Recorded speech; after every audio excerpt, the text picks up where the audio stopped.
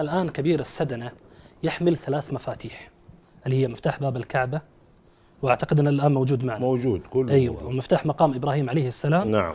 ومفتاح باب التوبة في جوف الكعبة ومنه يصعدون الى السطح. نعم نعم. الان هذه المفاتيح يا شيخ موجودة امامنا، ممكن تشرح للمشاهدين عليها؟ هذا مفتاح باب الكعبة،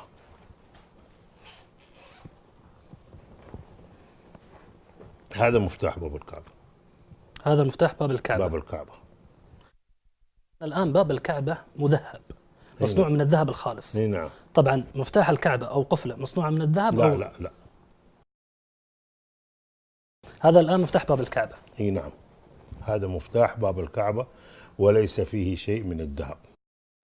وهذا مفتاح باب اللي هو التوبة، باب التوبة نحن سميناه في باب جوف التوبة. الكعبة ومنه يصعدون. هو الباب المؤدي إلى السطح.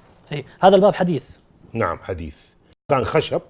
أيوه. وفي عهد الملك خالد رحمة الله عليه نزع هذا الباب ووضع باب من الذهب، ونحن سمينا باب التوبة لأنه كنا نضع عليه ستارة على الباب الخشب فيها الآيات اللي هي تحمل ما يتعلق بالتوبة.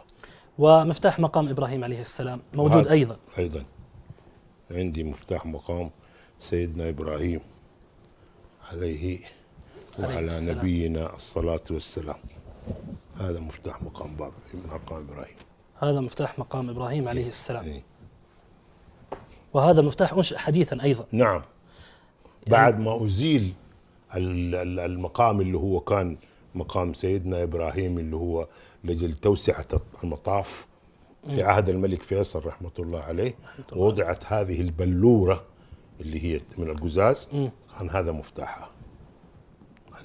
القفص الذي حول البلورة هذا مفتاح. طبعا شيخنا معروف الآن أنه الكعبة تفتح مرتين في العام في أوقات محددة، لكن مقام إبراهيم عليه السلام متى يفتح ولماذا يفتح؟ وقت الحاجة، إذا احتجنا لتلميع البلورة وتنظيفها من الغبرة والتراب نفتحها في أي وقت ونعمل لها تنظيف وغسيل، وبالتالي تصير نظيفة ليرى الناس ما بداخلها، وهو الحجر الذي كان يصعد عليه سيدنا إسماعيل عليه وعلى نبينا الصلاة والسلام. صلى الله عليه وسلم.